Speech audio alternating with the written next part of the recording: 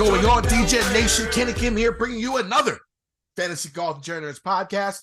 This week for some tournament, and I can't remember. That's the way it starts. We were talking about so much shit before this pod began. It's going to be for the FedEx St. Jude Classic. As usual, I am here with my partner in crime, Tyler Tamboline. Tyler, what is up, my friend? Missed you last week.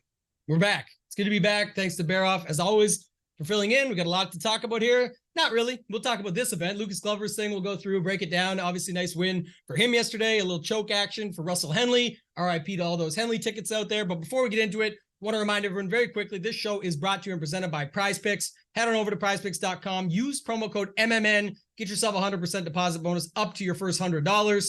And Kenny, I mentioned it, so I missed you last week, but I didn't love last week's event. But in the end, Lucas Glover gets the job done. Good for him. Nice scene at the end, him and the kids and family and everybody out there. But overall, not the most exciting golf, in my opinion, at least down the stretch.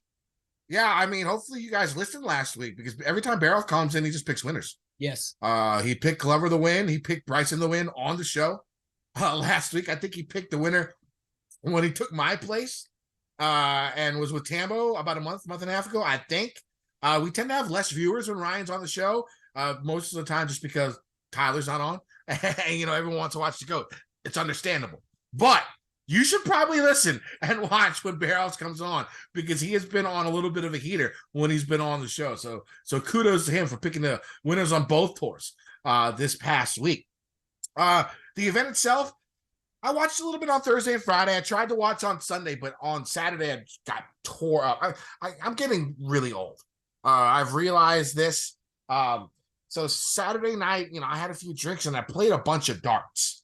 And like the way I play darts is I sort of lean forward on all my weight's on my right foot, you know, typical dart, whatever stance. I played for about 2 or 3 hours. And then I woke up on Sunday and I could barely walk. And I was like, what's going on? Like, why am I so sore? And I guess it's because of all the weight that I put on my right foot when I play darts. And it just shows how fucking god-awful of shape that I'm in. Not god-awful enough for me to do anything about it, but except feel the pain of my body when I do certain things that I shouldn't be doing. But it's fucking darts and I'm sore.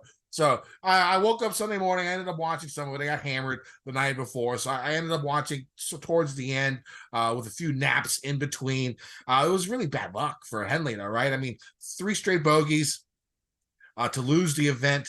But, I mean, right after he missed like a really short eagle putt on 15, and then 16 comes along, and he just gets the worst luck in the world. Like, he hits it on the green. The ball rolls off the false front and rolls into, like, a moon crater divot. Yeah. Like not even like a normal divot.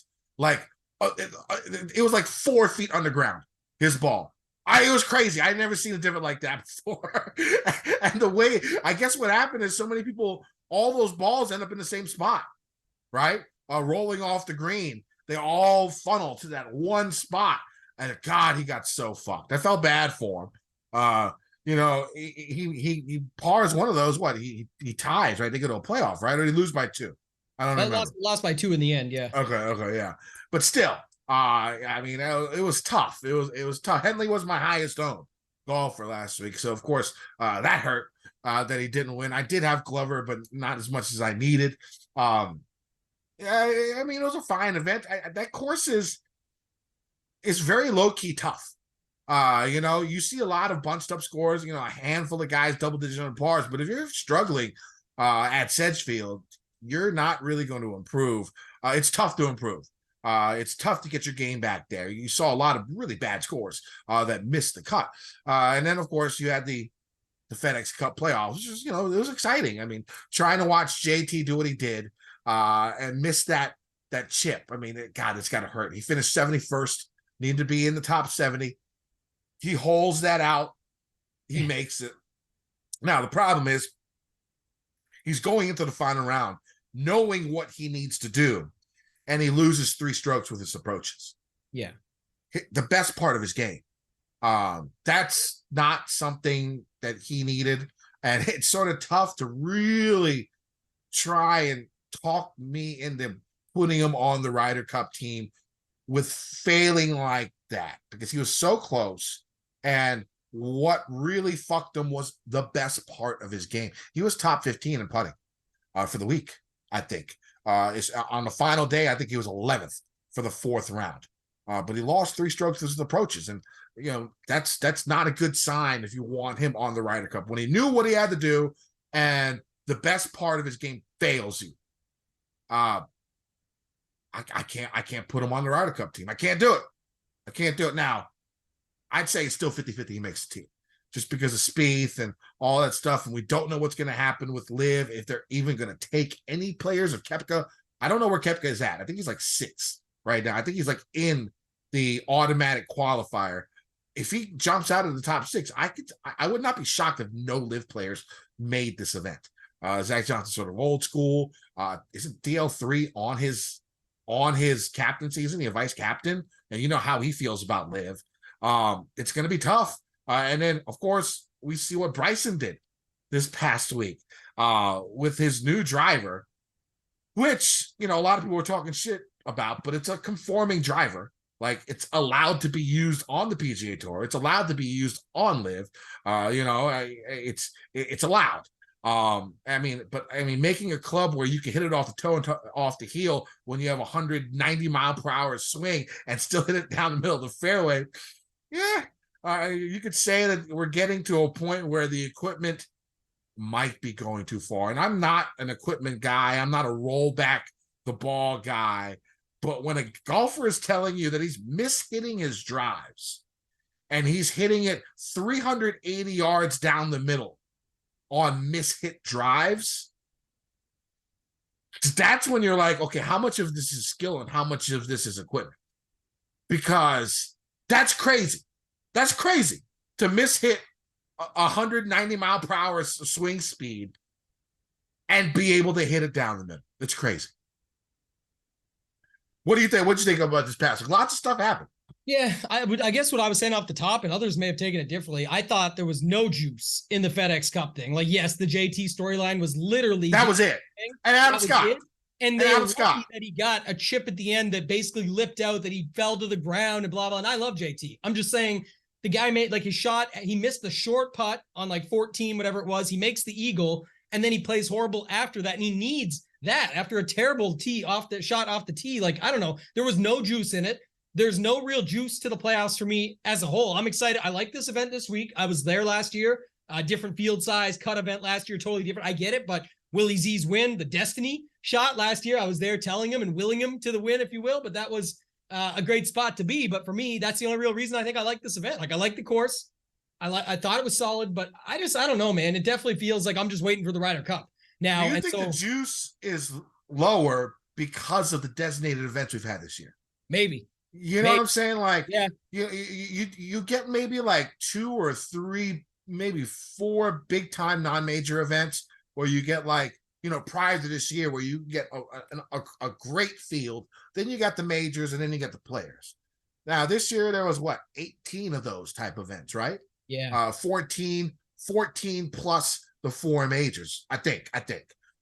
I just don't remember feeling this. Like, man, I know that football's on the horizon. I've been playing DFS and following sports heavily for my whole life, even before DFS. I'm just saying, like, in this, especially in the era of me playing DFS heavily in both sports, am I excited for football? Yes. But I don't remember ever being like this much juice sucked out of these last 3 events and just being like, I really don't care that much. I care. I'm putting all my effort into these shows. I'm going to be putting my same money in to play. Like, everything's going to be the same. So I'm dialed in. It's a difference though between how much work do I put in and how invested am I versus how much you actually care about these events. Like, if I don't see Friday, Saturday, I don't care. Like, it just doesn't make me that, like, again, and I'm a huge fan. It just doesn't add up for whatever reason this year. You might have said it best. It might be that factor that you just talked about, but I did not feel it at all this past week. I think you throw in the signature events and you also throw in the fact that Liv this year, there's been a lot of big name winners on that tour.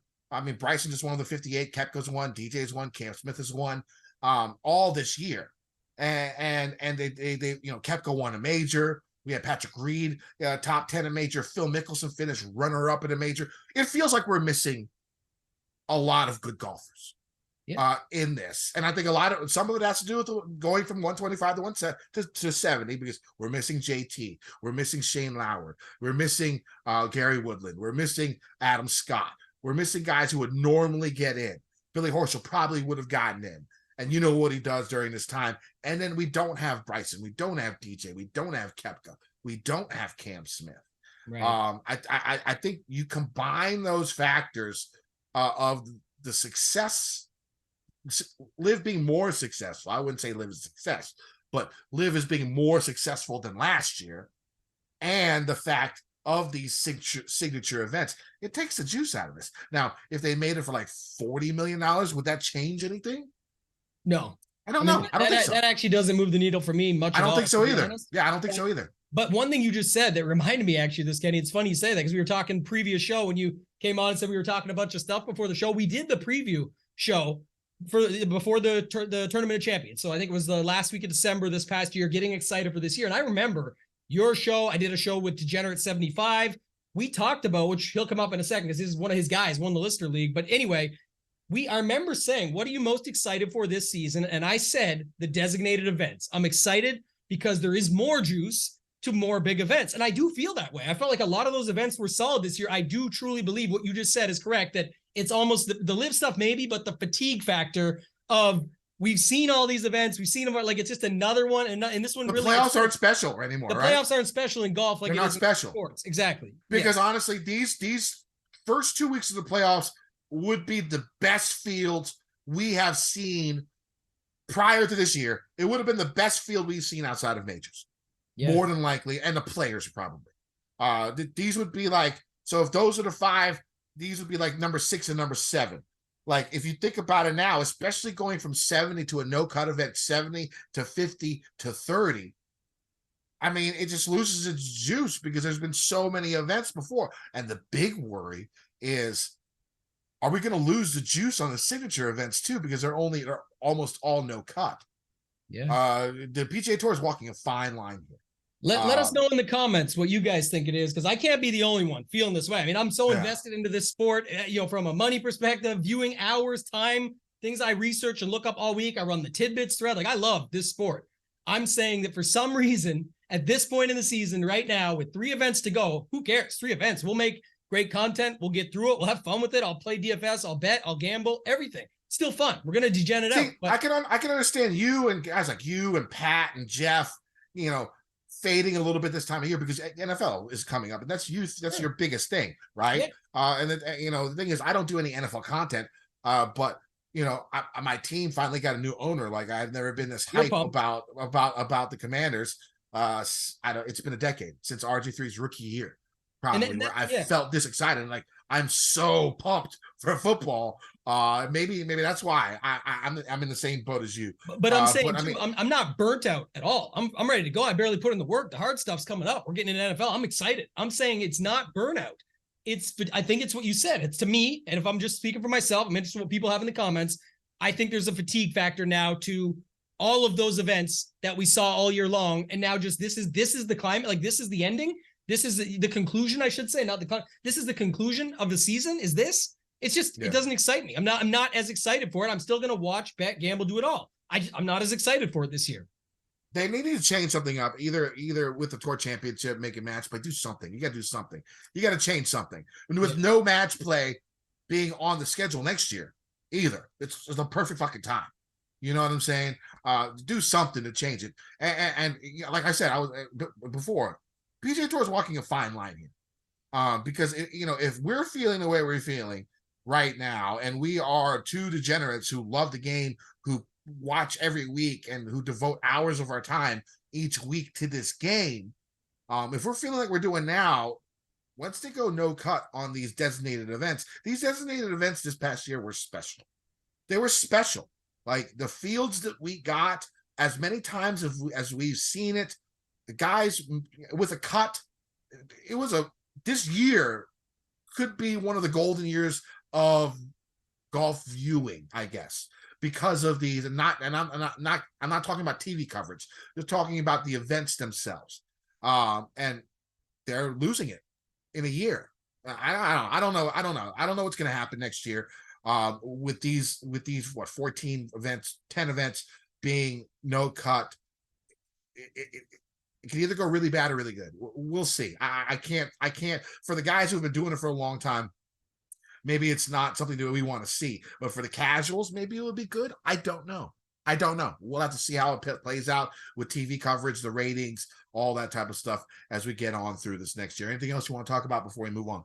No, the Listener League, I should note, because we're going to swing to that anyway, but it's the second last week, so we'll get to this. So second last week, we'll have it next week at the BMW Championship. There will be none for the Tour Championship. And then we'll decide, because the way it sets up, there's like 8 events between September, October, November that we'll be covering here. But just saying, like, we either run the Listener League through the swing season, have it at like the Sony Open, like the Tournament of Champions is the last one, and then we have the Tournament of Champions the following week. That's kind of the fun way to do it. We run through the TOC to match up, but not run it at our TOC at their TOC, because it's a different style of event, and then run it at the Sony Open. That's probably how we'll do it, but there'll be a lot of prizes, cash, tickets, things like that. Lots of good things planned. So stay tuned for that. But this is the second last of the regular season that we're getting into, the regular season playoffs, etc. We'll get the swing season involved. We'll let you know details on the Tournament of Champions for the Fantasy Golf Degenerates Listener League once we know more. But that's all really for this week, Kenny. Let's get on to the winner. All right. So the winner is King in the North Skull. So I'm guessing this guy is a Vikings fan.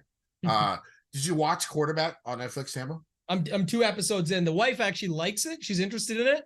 She watched some of Full Swing with me, and she's like, it's so it bounces around too much. She's like, I don't care about this guy on his private jet. It was funny because it was like JT and Spieth like drawing a card. Yeah. She's like, that doesn't even make any sense. He's just gonna guess a card for $1,000. Like, it seems so forced. And then we're watching the other one, and she's like, this is actually interesting. Like, there's this nice intro with Peyton Manning.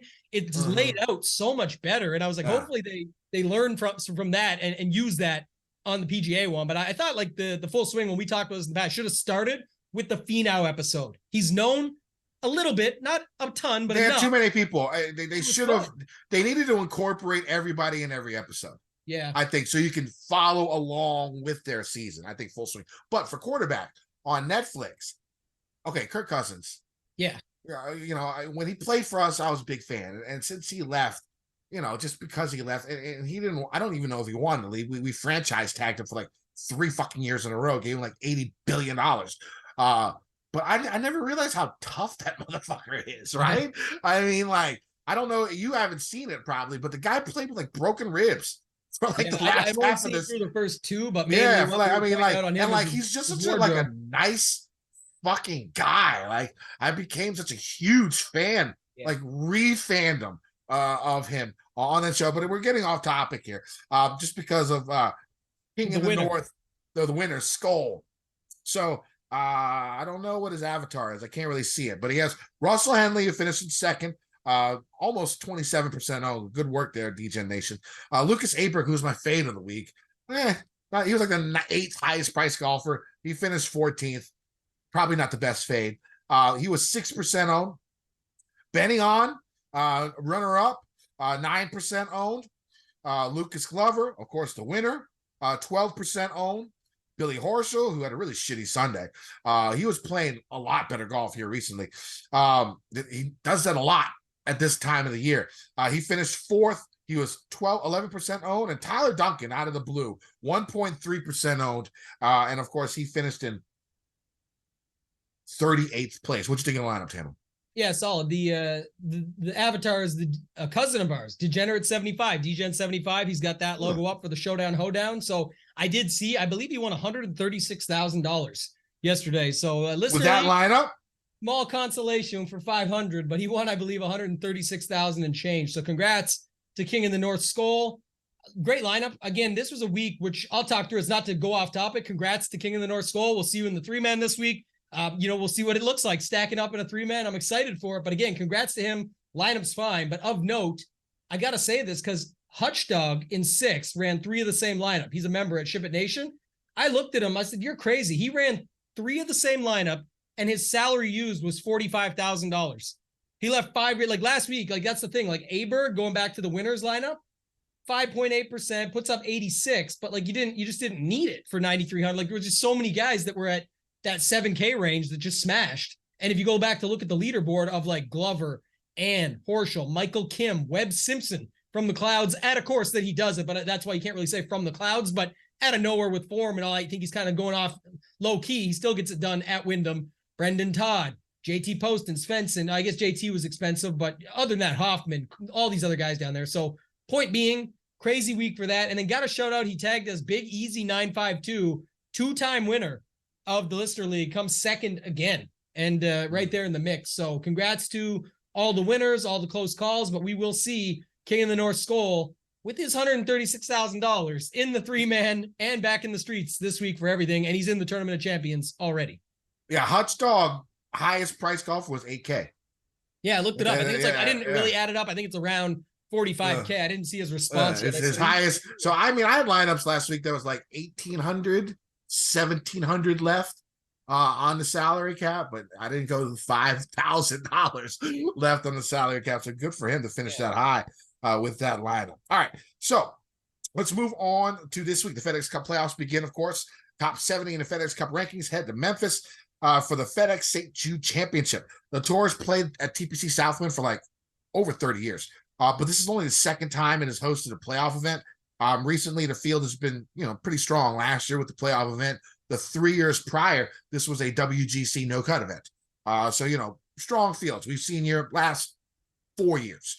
So if you're looking at course history, the last 4 years is probably the most important because you're playing against stellar fields, each time with 70 golfers each time, except last year it was 125. But prior to that, I think it was like 70 to 80 that we saw. So very, very similar what we saw with the WGCs when they did it here. Now, the course, TPC Southwind, 7,239-yard par 70, 4 par 3s, 2 reachable par 5s. The course is routinely one of the most 15 most difficult courses on tour. The back nine is especially rough. That was a par 5 16th. It's the only hole that plays under par. The par 3 14th hole is always in the mix for the most difficult par 3 on tour. And the final 2 holes are very, very difficult. On average, there are over 200 bogeys or worse on the final 2 holes every time this tournament comes to town. Now, off the tee, golfers are going to face narrow Zoysia grass fairways that are very difficult to hit. If golfers miss the fairway, which they're going to have to deal with some trees, bunkers, and a good amount of water. Speaking of water, even though it's only in play on about 10 holes, more balls have found the water here at TPC Southwind than any other course on tour since 2003. TPC Sawgrass is the next closest, still about 1,500 water balls less than TPC Southwind in the same amount of time. Now, the rough, luckily, isn't too tall usually, though it has been a bit higher during the WGC years and last year as well. Still, it wasn't crazy. So both supremely accurate golfers and golfers who hit it a mile but don't miss too wildly will have a slight advantage here. On approach shots, golfers are going to see smaller than average greens with bunkers and water surrounding them. Lots of long par 4s on this course, and nearly half of all approach shots come from the 150 to 200-yard range. So finding golfers in good mid-iron games is going to be important. The greens are tough to hit. They're undulating. They use Bermuda grass and are firm and quick with a stimp meter rating of more than 12. Weather can also play a factor, usually super hot, humid this time of year in Memphis. Tambo, what are you looking for in golfers this week? I'm going back to the smaller field, but still in the sense, no cut now, etc. But really the same thing, long-term, tee to green, and bogey avoidance. 2 of the main ones I look at here. I had a great year here last year. I had the Willie Z Call of Destiny, won the huge bet. I won in DFS that week pretty big. It was solid all around. I remember chasing guys down to get down. I was pushing kids out of the way, Kenny, trying to get to that little green side of the playoff to get that picture. Get out of the way. Let me watch this shit. I'm putting money on this shit. Get out of my way, kids. A lot of money on the line, so I wanted to see that live. Yeah, I was just loving shows. it, but I look at it because, like you said, the water balls it's surprising to some, but not really when you know this about this course. And I think that's kind of the factor. Again, like some people say, guys that avoid water, you can't just do off the tee all these other factors or accuracy, all these things. I look like bogey avoidance is huge. If you're putting in the water, you're not avoiding bogeys. So kind of just flip that into reverse. And that's kind of what I've been using these last couple of years here, having some good results. So I'm going to stick to it, but mainly looking at a little bit longer term and then going to tee to green overall and just bogey avoidance as a couple of the main stats, at least. I know our guy, Ron Klaus, right? I think we used to work with him at Roto Grinders back in the day. I don't know who he's with PGA now. Splits 101 on Twitter. Great guy. Yeah, at PGA Splits 101 on Twitter. It was for an event recently. What's the one with a shit ton of water? Was it 3M? Yeah, 3M has more There's a water 3M. than the Honda. So if you go back on his Twitter feed, he has a model based on like how golfers have played on like water heavy courses. Yeah. Maybe that's something to look at. It's on his Twitter feed. Go check it out. The guy throws out mad great info every week. If you're not following, you're fucking up right there. So make sure you go follow Ron. I put him number one in the tidbits every week with the same stuff because he's always got his own course notes. Then he's got the course facts and the official scorecard, which he pulls. But he also has like one thing a week. He's got more than this, but I'm saying like one that I really like per week where it's like you said, I think it's in my tidbits one week. It was like strokes gained water balls or water hazards or something. It's like he puts one special thing that he uses their tools over at BetSperts for. And I just kind of like that angle. It's interesting just to approach it from that. So always have him in the tidbits. Great guy, great follow. Yeah. He comes with mad great information. If you're not following him, you should. All right, so let's get to these tiers for this week. 10K range. We got Xander all the way to Scotty. How you doing it this week, Tambo? Yeah, definitely the two of the three up top. I like Scotty and Rahm. Rory probably will continue to punish me, but in general, it's just fine. Like go back. Scotty's just the best in the world when it comes to tee to green, so I'm not going away from that. Usually, too, the bogey avoidance factor, if I'm just playing it from that angle, is people get so tilted about him because he's missing short putts. Those are putts for birdie. Those are putts for eagle that he's tapping in for birdie. Like he's not missing a bunch of putts to make doubles and triples and things like that. So again, going to play the best tee to green player in the world. I'm sure many others will as well. There's a lot of options you can go to here. I think though too, Kenny, heavy stars and scrubs week. Obviously I'll be on the show Wednesday with Mayo. That's here recorded live in studio. And then we'll be on this channel, the Mayo Media Network, but just saying in general, we'll look at build types and I can already see what I'd call like the caution zone or the danger zone where people are going to end a lot of lineups. It looks like at least we'll get there, but it's real easy to fit these guys up top. So I'm not going away from that. And then just looking at it otherwise, I think probably a battle between Xander and Hovland when it comes to ownership. I feel like it's always Xander though. And I know Cantlay is going to get love for good reason right below him. So if I'm picking a third, it's probably between Hovland and Xander. And I might lean Hovland just with ownership because this week with, like I said, everyone playing these stars and scrubs and limited field and no cut and people taking more chances, I just think I'm already going to have Scotty and Rahm. Sorry, you're not going to get different that way. It's going to be somebody else up here. So maybe it's Hovland up top or somebody in the 9K range. Those are at least three of the guys that I like up here so far. Before we move on, Tambo, why don't we, since this is our first no cut event in a while, right? I can't remember the last one there was. We just talked about how there's about to be so many, but you're right. Yeah, and there wasn't any this year. So is there any strategy changes for you when it comes to GPPs in these no cut 70-man field type of events? Yeah, I think there's no doubt you can definitely get more aggressive. Like obviously when we get down, and here's the thing too. What do you mean by aggressive? Meaning you get like the stars and scrubs becomes more prevalent because obviously you want to fit more of these guys up top. You feel like these are where the winners come from. It still is, to your point, a very tough track. You're going to like Scotty could go out and this could be the one that he finally does find the putter and boat race or something like, so you're going to need some of these guys most likely, but people will go heavier at that. And I think it's the right way because the point is, like you see, this is also a very solid field at the bottom. This is the top 70 players for the entire season.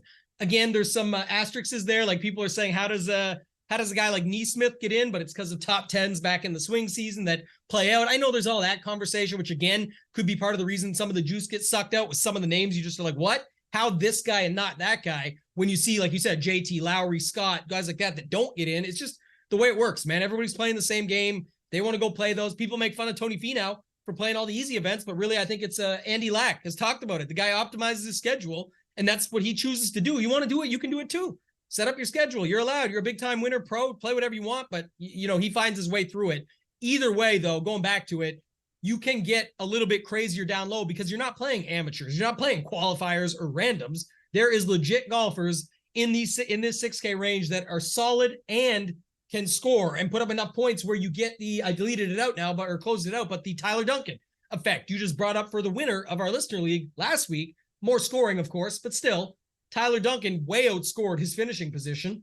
Well, that works, and that plays quite well at a spot like this. A guy could get a 30th or a 25th, but score heavier than that, and that will matter more. So definitely can take more chances, get more aggressive. But to that point, last point I'll make, Kenny, is if you want to play a little bit of the game theory angle, it's the majority of builds are going to be stars and scrubs. Keep in mind, you can get different with your stars and scrubs. If you start your stars and scrubs with Victor Hovland, Tyrrell Hatton, you're different than people starting it with Scotty and Morikawa or whatever it is, Rob Morikawa, Rory and someone. So you can still get different within stars and scrubs and switch it up that way. But I also think there's something to be said for, okay, I'm going to skip that and go, like, what if the 8K range just goes off? What if we see a leaderboard of Homa, Finau, and we'll get there, but Harmon plays good, Cameron Young, Sam Burns, Sungjae, what if they all show up? Not many people are going to have as many of those in their lineup, so you can either skip stars and scrubs or go like Scotty with 2 8K guys and skip all these 9K guys we're about to get to in a minute. But before we get to them, you can add more to the strategy, Kenny. Talk cash strategy. I know you've got one here. And then, when it comes to cash, usually in these type of events, these no-cut events, I end up going balanced. That's what I normally have done. This year, this event here, I don't know what you could call my lineup, because right now I have an 11K, a 9K, an 8K, 2 7Ks, and a 6K. That's how my lineups are going. My cash game cornerstones are 11K, 9K, 8.7, and 6.3 or whatever. And that still leaves you almost $15,000 left to fill out your lineup. That's the way I'm going about it. I think a lot of the problems that I've been having in cash is because I go in with a mindset that I have to play it a certain way because I have done this for so long that I need to keep doing it this way. But I think that's wrong. I think you need to adjust week by week, field by field. And it's a lot harder to do, especially if you've been playing and making your lineups a certain way for years. Cash has been my bread and butter for years. That's how I got into biz. I'm not a great GDP guy, but when I first started, I was really amazing at cash. And in the last couple of years, it's sort of gone downhill. It has been horrible. 1 year was horrible, but it's been right around the middle of the road, right? That's not really where I would like to be. And I think the biggest problem I'm having is that I get stuck in a mind frame and I don't adjust quick enough. And I think, honestly, with the fields that we have, especially this year, what we've seen, you can go from 1 week where it's, the greatest field ever to like the worst field you ever seen in your life. And so you have to be able to adjust. And so for this particular field, from what I'm seeing, my first cash game cornerstone is going to be John Rahm. $11,100 is not cheap. But I'm going to go ahead and start with him because, first off, what I'm looking for in cash this week is, has he had a good finish recently? Have they had a good finish here? And are they good ball strikers? So Rahm, he had the runner-up at the Open Championship. I think he top 5 here, top 7 here last year. And he's one of the best ball strikers out there. So I'm going to go with Rahm, first cash game cornerstone. Also, in his last 10 FedEx Cup playoff events, not including the Tour Championship, let's just take that out, the 30-man field. So the other events since 2018, 10 events, top 10 in all 10. So the floor is very high for John Rahm. He's finished top 10 in every single playoff event he has played since 2022, 2021, 2020, 2019. So in those 4 years, not including the Tour Championship, he has finished top 10 in every single FedEx Cup playoff event he has played. So you have the floor and you have the upside. I really like John this week. Contemplating even betting him at 9-1, making him and like one other guy the main betting card. That's not where it is, but I still have room to do that. So that could be a possibility.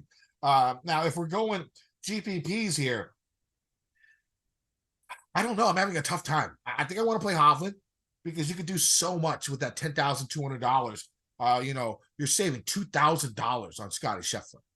Because Scheffler would be the other guy I was looking at, but Hovland being $2,000 less than him, ball striking wise, it's there. One of the best ball strikers out there, far and accurate off the tee. I think he makes a lot of sense. And then I think I'm going to play the lowest owned out of the other two up top. I think that's the way I'm going to go about it. My gut says Rory. We'll see how it goes because when it comes to ownership, a lot of the time it's changed because, do you think them both, Rory and Scheffler, missing the cut last year will have any impact on their ownership? I don't know about that, but I was going to say that I don't think even though you can afford them easily with this pricing, Kenny, there is still people that will look at it and say, again, this keeps it in check. I'm not saying they're low owned. I'm saying this keeps it in check where it doesn't go crazy, even with the stars and scrubs, is because look at Scheffler here, again, including all the seasons, all the years, miscut 14th, 15th, 43rd, miscut back in the day. Rory, miscut 12th, 47th, 4th. We're just rattling stuff off, but it's to point out where I do think, and I was going to make fun of your lineup name instead of stars and scrubs, maybe it ends up being scars and stubs, and it just comes in, misses both ways, like stub your toe, scar your ankle, leg, whatever, because you don't really have stars and scrubs. You're not going all the way up. You're starting with ROM, but then you're mixing just like a 9K and 8K and down. Stars and scrubs is going to be a little bit heavier up top and more, scrubs down low. Huh. But then you're not really balanced, because I think balanced here would be like Xander Cantlay. Like someone starts like 10 and 9-8 and just leaves those other guys up above them out. And again, however you want to look at it is up to you. I'm just making fun of it, but just saying in general, I think Hovland goes a little overlooked there because of it. And I think what ends up happening is the guys up top just get spaced out, because I really think that there's an opportunity here, and there's other guys in this next range that people will want to play. Yeah, let's go to the next range. My second Cascade Cornerstone is going to be Morikawa. Again, runner-up a few weeks ago, top 5 here in the past, one of the best ball strikers in the world. There you go. I'm sort of trying to keep it simple. When it comes down to it, I'll go with Morikawa this week. Again, and, he has that runner-up. His iron game's unbelievable. He hits a shit ton of fairways. Ball striking, one of the best out there. He's not, his short game has improved. It's still bottom half, but it's not like bottom 10%, bottom 20%. It's literally bottom half of this field. So there has been some improvement in that range.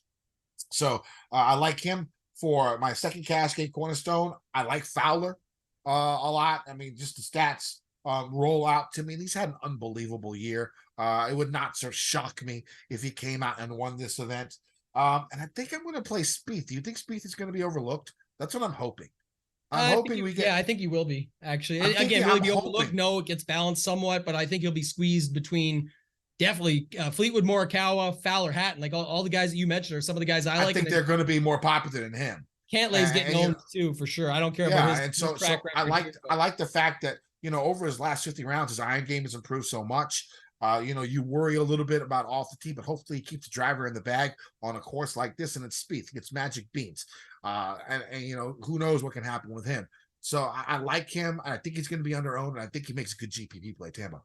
Yeah, I like the other guys. So I said 2 or 3 up top. I was kind of picking between, but in here, a lot of guys like Cantlay, Hatton, Fowler, Fleetwood, Kawa, they're the ones that stand out. And that's most of the guys, but that's why I'm saying maybe less up top. And if everyone does get to, but now it makes me think, like when you asked your question, how like if those guys just stay in check, Scotty and Rory and Rahm and whatever and all that, like this is where I think people could load up, because the balance build down here would easily be like a Fleetwood, Morikawa, and just use some 8K guys, because 8Ks has some dudes in there too. But for me, pop it on paper early is Cantlay for sure, Hatton for sure, and then Fleetwood and Kawa, and then it would, I guess, be Rory over Ricky over Spieth.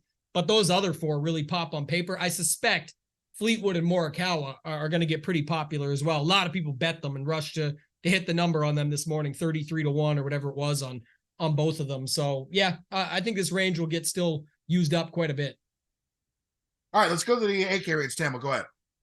Yeah, this is where it gets a little bit interesting. Again, just trying to balance the same stuff I've always used, like Wyndham Clark at 8,500, just above the average price, still sets up pretty well for me. Looking at Jason Day, again, I go a little bit more longer term. I know it's not everyone's excited about what he's been doing lately, but he did have that second. Like, what did he do? Miscut, and second, I think it was something like that. So Jason Day. I like Day this week. I think he's another guy who's going to be overlooked. If you're looking for ownership leverage, I think that's a good play. Him and Spieth. Cam Young, definitely have interest in him here as well. He's another guy that pops for me in the stuff I was just talking about. And then here's my dilemma. Like, I guess Burns, you could play off a good week, but the 2 I was thinking about in the middle, Kenny, Decky or Harman, because Decky checked out last week. I don't think, like, obviously the stats show he played bad. The guy was just over it. He just was not going to grind back from that. He was just moving on to the next stage. Now it's the playoffs. Now there's everything on the line. Can he turn it around? And at 8,400, that's a good price tag on Decky. At least I think so. And then also going to it from the other angle, I think Decky was second here a couple of years ago as well. But the other guy, Harman, there was some little stuff slipping on the broadcast. I'm not sure if you heard this. Again, I watched it, wasn't excited about it, but I watched it. And they were talking about Harman already being there and getting ready and stuff and showing off videos with his swing coach. And like, he is absolutely dialed. I'm not sure if he's worried that others are going to like, he needs to stay inside that Ryder Cup. And I don't know how far he can drop compared to the others with what's left. My point being, I think he can drop out, and I think he is determined to not drop out and make sure he's in it. Obviously, the Open helped him out a ton, but he was not making the team if not for that. I don't care how good his season is, and people will say whatever about this.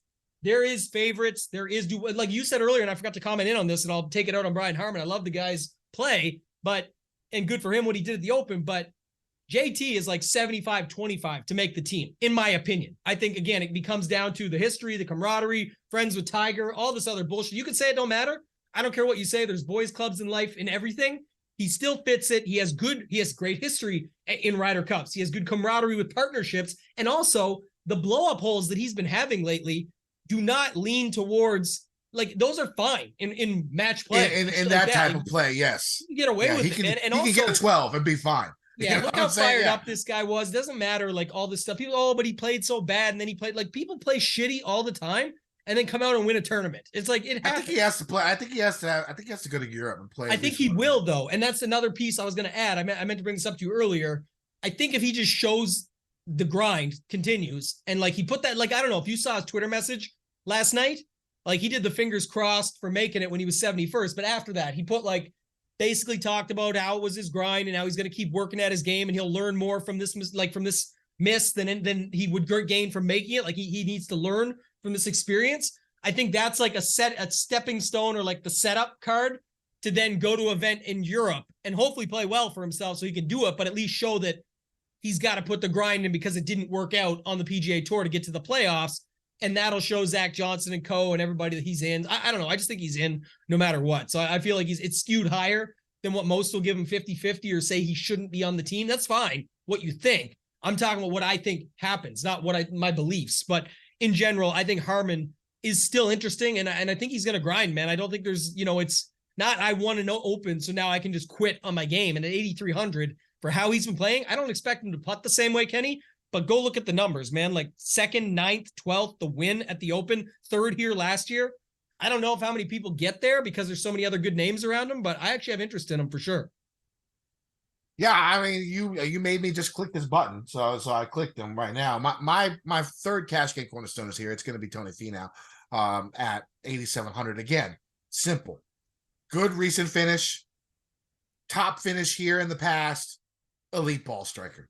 I'm going with that.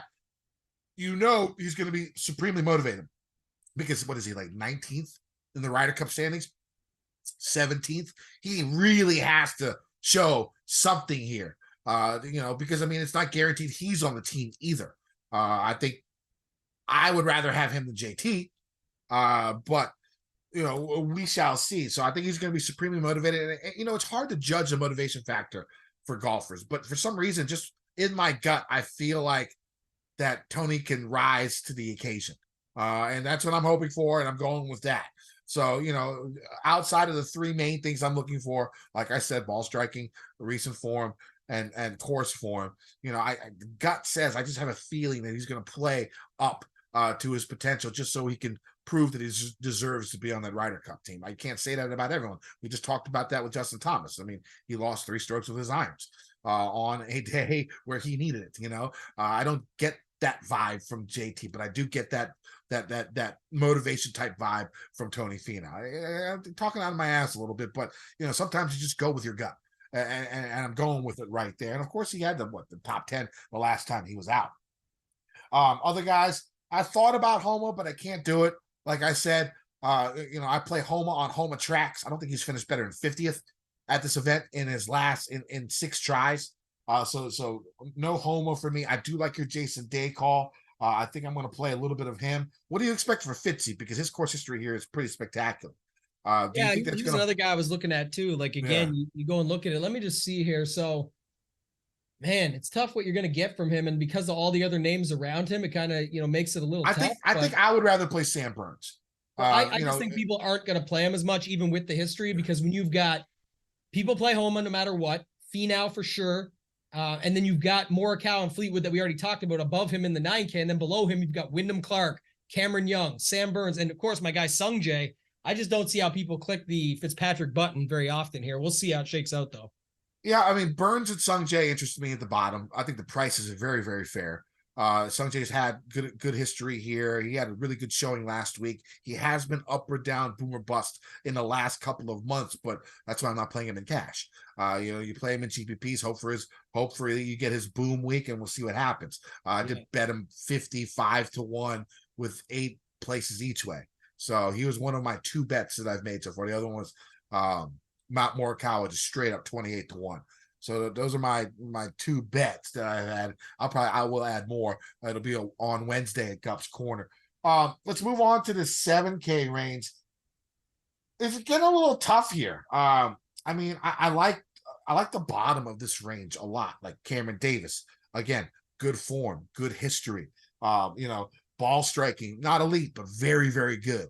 One guy that I can look at, Justin Rose. I mean, a month ago, he was like 9,500 in a field like this, right? 9,000 in a field like this. You're getting Justin Rose at a super discount at like $7,200. He's still top 20 in my model, or 14th in my model. Basically green the whole way, top 25 in every stat that I'm looking for. Lucas Glover, coming off of his win again. He's not the type of guy, he's his 5th win. He's almost 40 years old.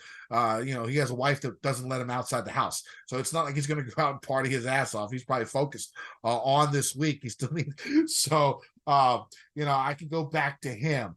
The upper range is, I don't know, like Straka interests me, but there's nothing that really pops out to me in that upper range. Tambo, what do you think of the 7K range? Well, first of all, why is there no $7,900 guy? They literally did not use that price point this week by the looks of it. I just double checked. Like, that's weird. They just skipped it and said, forget that one. So thought that was pretty interesting, just standing out right away. But in general, I think here's the spot. So Henley, 7,800. I don't care what he did on those last 3 holes last week. I mean, he's definitely going to get popular here at that price tag. The stats are just as good as they were last week. I know it's a stronger field, but the price adjusts for that. He's 7,800. So I think he'll pick up some steam.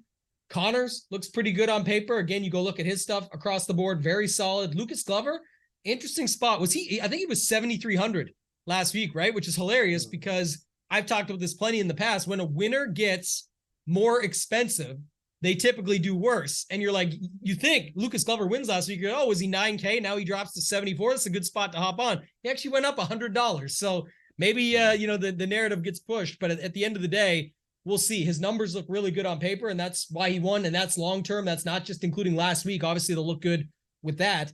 Jaeger in a no-cut event like this looks really good on paper at this price tag. I'm a Jaeger guy, but at $7,300, again, bogey avoidance is okay, but his tee to green's really good, and he still look good. I mean, we've seen him put up these crazy low rounds. I don't expect that, but just find your way around. And again, he's a guy that's when he's missing putts, like Brian Harman, going back to him, not saying they putt the same, but just using an example where, again, people will say, oh, but they made all these putts or whatever. Well, if they missed them, they just didn't make a 40-foot birdie.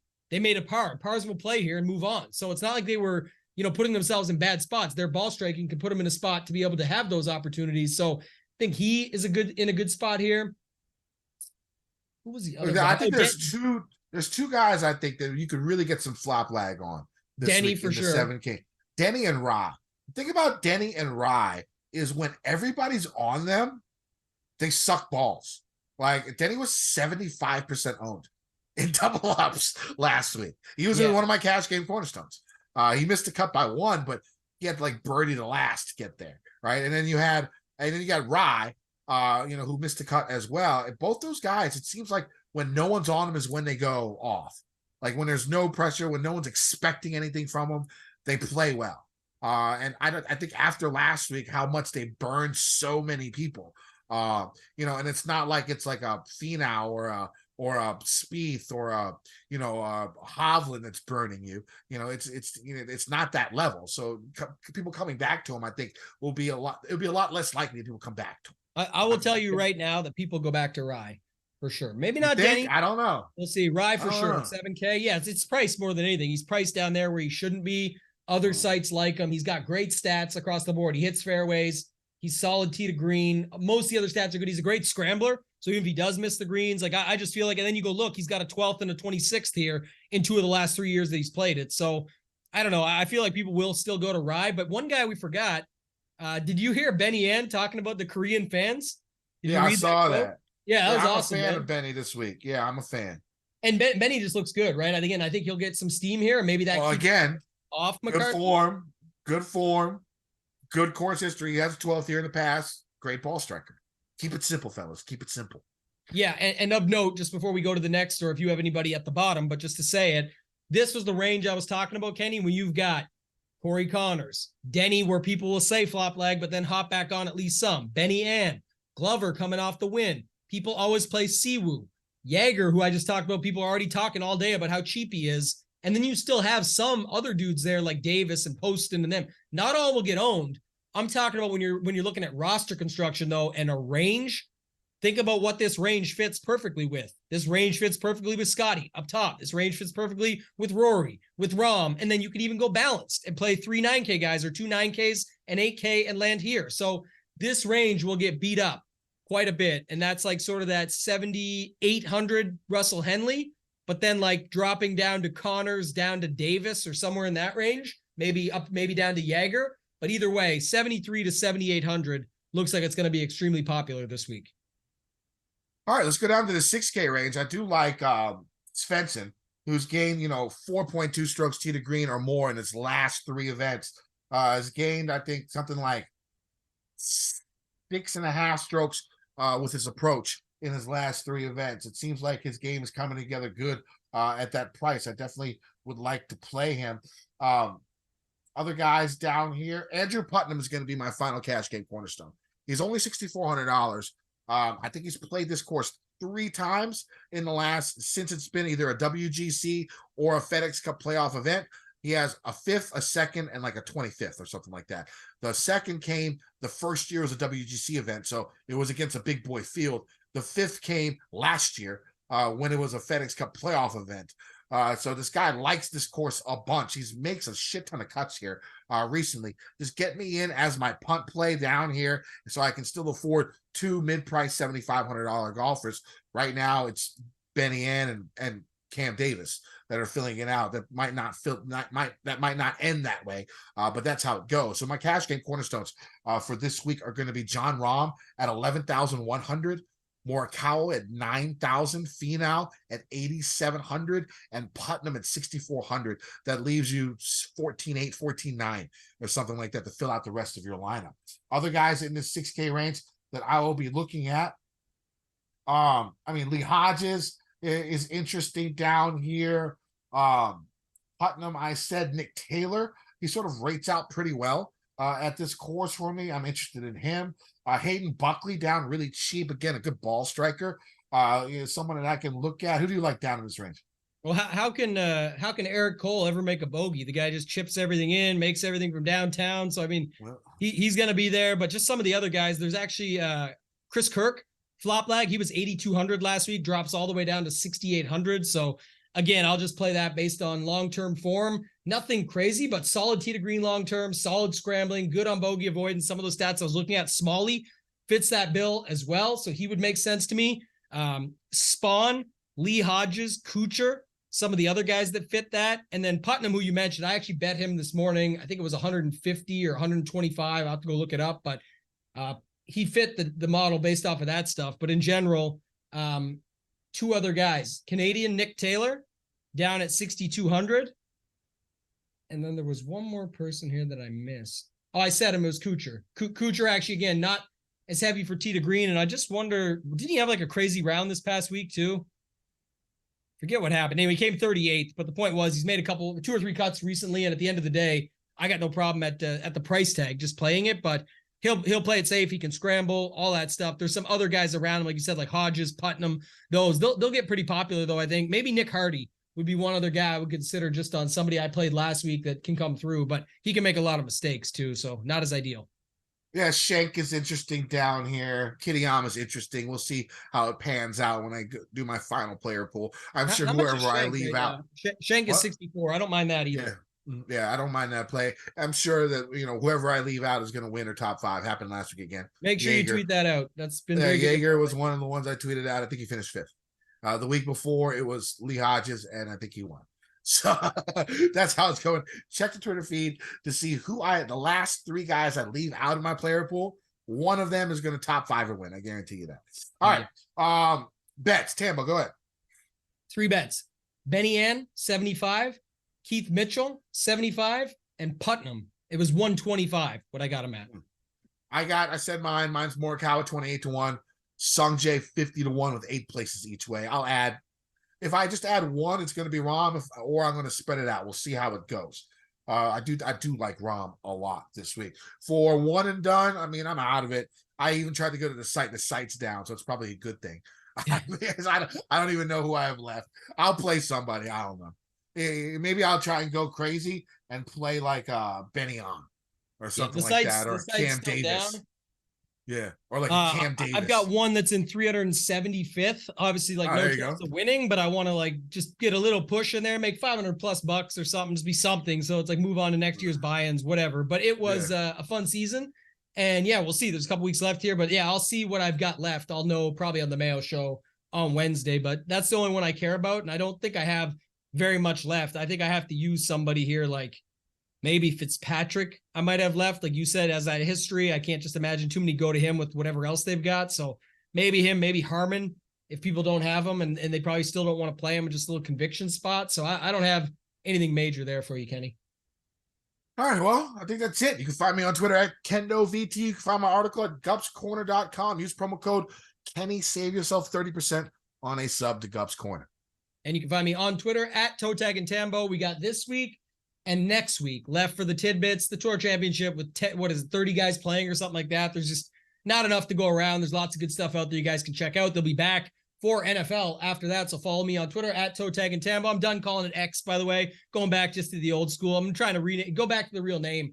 And then shipitnation.com. You guys can check it out. Have some big news coming this week. So check it out at shipitnation.com. You can find all my stuff over there behind the scenes when it comes to PGA, NFL, NBA, everything else that I'm doing. And we've got all the other sports over there covered for you as well with MLB, and NHL around the corner. All right, that sounds good. It's playoff time, baby. Let's win some motherfucking money. Degen Nation. I've been getting dirty money,